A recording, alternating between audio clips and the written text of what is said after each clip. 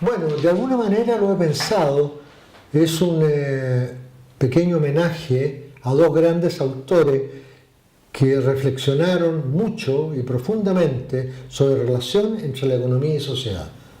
Y esos dos grandes pensadores y esos dos grandes investigadores son Karl Marx y Max Weber. Como ustedes recordarán, la obra principal de Max Weber, aunque él no le puso ese título, se llama Economía y Sociedad. Pero en el caso de Hayek no habla solo de la economía, sino específicamente del mercado. Su análisis está centrado en el mercado. Entonces, pensando en estos dos grandes autores, le coloqué mercado y sociedad. Pero agregué entonces un subtítulo para precisar que dice la utopía política de Hayek. Pues lo que trato de demostrar en este libro, resultado de muchos años de investigación, es que el pensamiento de Hayek se orienta en última instancia a una utopía política.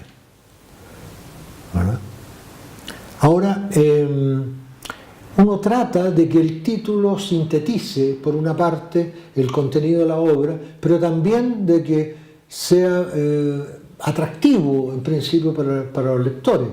Y claro, cuando se habla de Hayek nunca se piensa en utopías políticas. Existe la imagen de Hayek como un gran economista que ha sido extraordinariamente influyente desde los años 80 y sobre todo en países como Chile. Pero sin embargo, Hayek es también un pensador social muy importante que tiene una concepción del derecho, una concepción de la historia, una concepción de la política y tiene también una utopía política. Y Hayek mismo lo dice, no es que yo le atribuya, él dice que ha planteado una utopía política liberal, sobre todo en el tercer tomo de su obra Ley, Legislación y Libertad.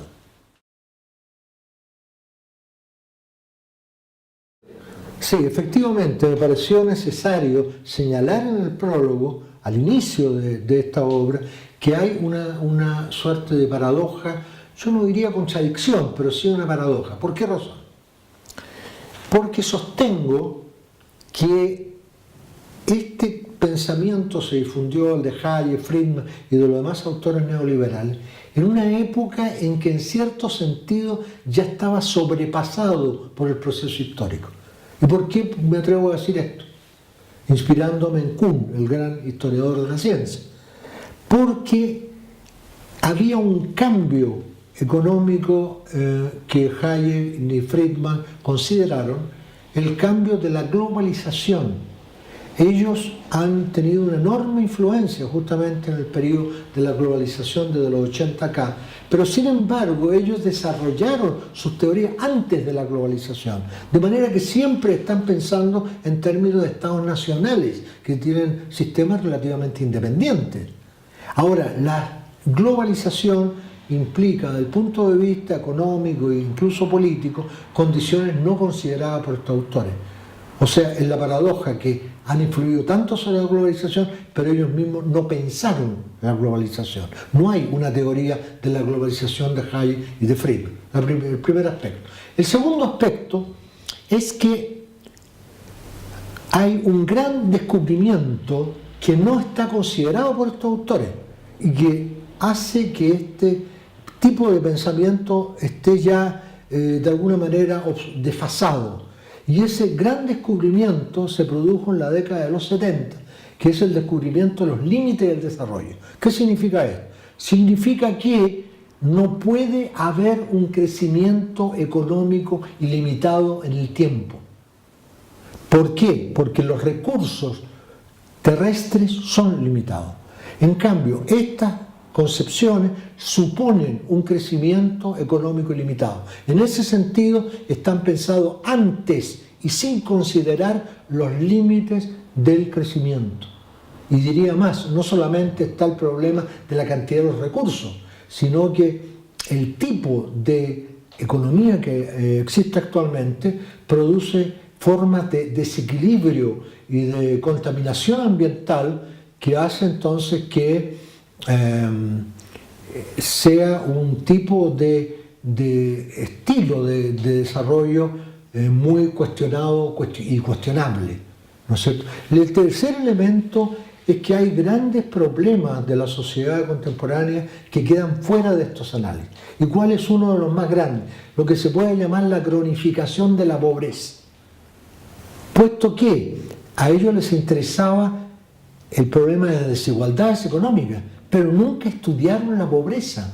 Ahora la pobreza es una realidad dramática en el mundo contemporáneo, donde gran cantidad de la población humana vive en condiciones de carencia absoluta, con $1 al día, etc. Todos estos problemas que se dan dramáticamente en África, pero también en una medida importante en América Latina, no pueden ser estudiados desde el punto de vista de la teoría de Hayek y de Friedman y estos otros autores.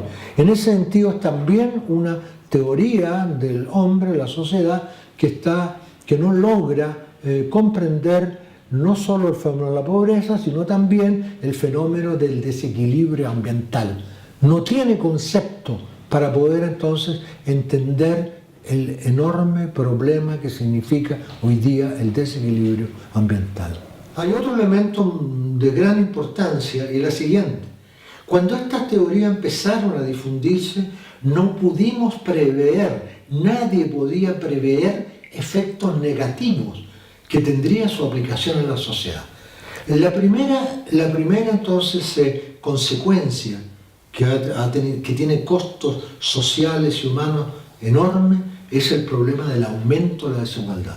En todos aquellos países donde se han aplicado de forma intensiva las políticas económicas inspiradas en el pensamiento de Hayek, Friedman y estos autores, se ha producido un aumento de la desigualdad, se ha producido un empobrecimiento de los sectores de menor ingreso, una marginación de parte importante de la población, etc. Tampoco pudimos prever que iba a significar un empeoramiento del empleo como ha significado, porque justamente en la medida en que se decía que el mercado tenía que ser libre desde el punto de vista laboral, esto ha producido una pérdida de calidad del empleo, y eso tiene consecuencias no solamente económicas, consecuencias psicológicas y sociales que son considerables.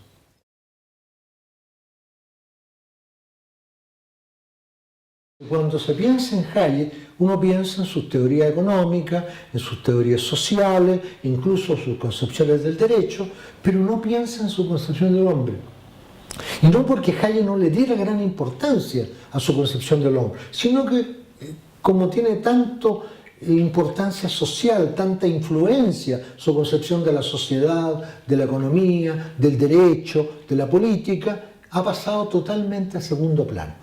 Pero sin embargo, Hayek consideraba que toda su concepción de la sociedad se basaba en una concepción del hombre. ¿Y cuáles son los principios fundamentales de esa concepción del hombre? El hombre es visto por Hayek como un individuo.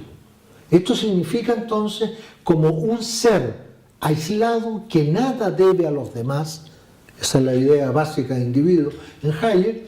Y es entonces un ser que está orientado básicamente hacia el mercado. La segunda idea es que los seres humanos somos seres en evolución. Hayek ve entonces el hombre actual como producto de un largo proceso evolutivo desde las sociedades tribales. La tercera idea central es que la libertad humana es una libertad solo individual. Él rechaza la idea de que hay una libertad grupal o de la sociedad. Es solo individual y es básicamente económica y negativa. En cuarto lugar, Hayek rechaza la idea que hay una igualdad básica de los seres humanos. Para Hayek, todos los seres humanos somos diferentes. E incluso él piensa que los seres humanos nos dividimos en dos grandes categorías. Una categoría es la masa. La mayoría de los miembros de la sociedad, según Hayek, somos masa. Es decir, somos individuos insuficientemente civilizados que nos movemos por reglas arcaicas que hemos heredado genéticamente. Esas son la tendencia a la solidaridad, la tendencia al respeto por el otro, a distribuir el producto según necesidades. Todo eso para Hayek es un atavismo de la sociedad tribal, ¿verdad? Y hay una élite dentro de la sociedad que es verdaderamente individualista, que comprende los principios abstractos que rigen la sociedad, y ellos son verdaderamente individuos. Por lo tanto, hay una desigualdad natural de los hombres, que explica a la vez las desigualdades económicas. Ahora, respecto entonces a la razón, Hayek piensa que la razón humana es muy limitada y el desarrollo de la razón es también un producto histórico. Entonces, esto tiene una consecuencia muy importante para Hayek, que nunca sabremos lo suficiente para planificar el desarrollo de la sociedad. Y Hayek piensa, por tanto, que lo adecuado es dejar a la sociedad que se desarrolle por sí misma y no pretender orientarla o planificarla en un sentido determinado.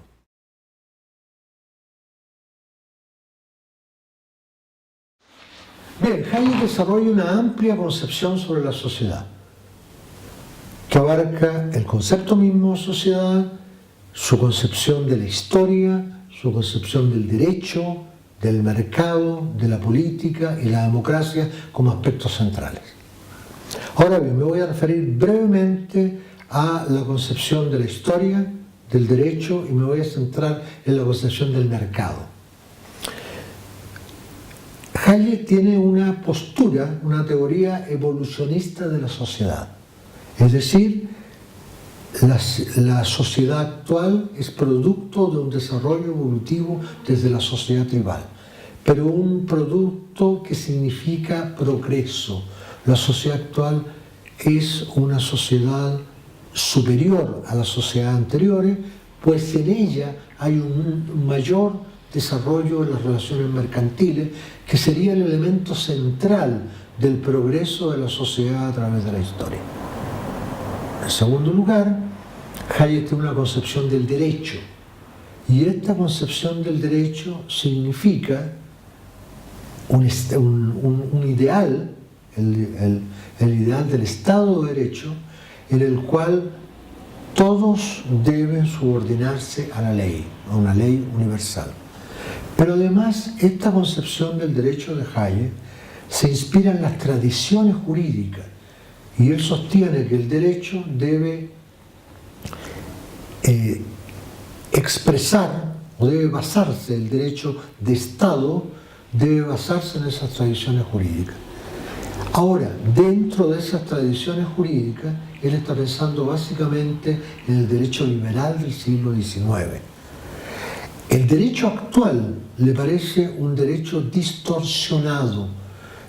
Cree que hay una decadencia del Estado de Derecho. Y la razón principal es que Hayek cree que no existen derechos económicos sociales. En la medida que el Estado de Derecho actual implica la existencia de estos derechos y su defensa jurídica, es un derecho en decadencia para Hayek.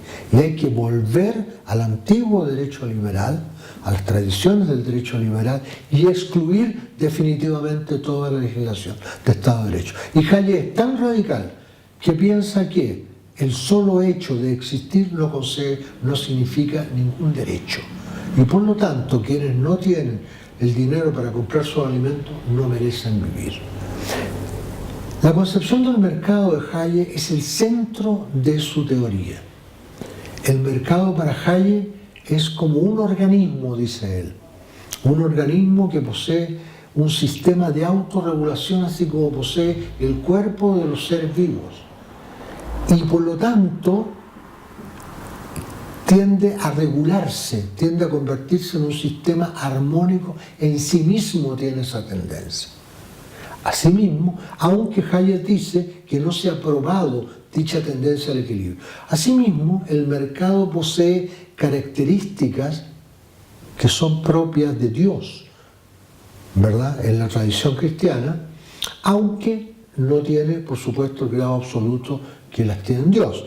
Hayek dice que el mercado es el más sabio, es lo más sabio que hay en la tierra, porque sus precios resumen o significan entonces el mayor conocimiento posible que pueda tener, mucho mayor que pueda tener un hombre o grupo de hombres. En segundo lugar, para Hayek el mercado es lo más poderoso que hay en la Tierra, porque puede hacer mucho más de lo que puede hacer un hombre o un grupo de hombres. En tercer lugar, es el más justo, lo más justo que hay en la Tierra, porque da a cada cual lo que le corresponde en relación al aporte que él entregó al mercado. Asimismo, el mercado da vida, porque permite vivir la mayor cantidad de personas, pero no todos, porque hay personas que no merecen vivir, por así decir. Ahora, en ese sentido, el mercado no es Dios, pero posee en el mayor grado que es posible en la tierra cualidades que se atribuyen a Dios: sabiduría, poder, conocimiento, etc. Finalmente, el Hayek tiene una concepción de la política y dice que la política actual es una política inadecuada, incorrecta, injusta, y que debía ser sustituido los sistemas políticos actuales por un sistema en el cual las personas superiores, ¿no es cierto?, la élite, a la cual ya nos hemos referido, debería entonces ser la única que dictara la ley y en general la que decidiera, tomara las principales decisiones dentro de la sociedad.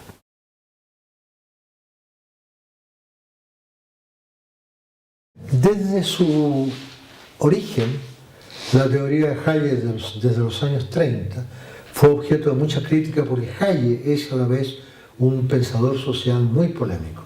Entonces hay críticas que provinieron de Keynes y de Raffa, de grandes economistas liberales que tenían una visión distinta a la de Hayek.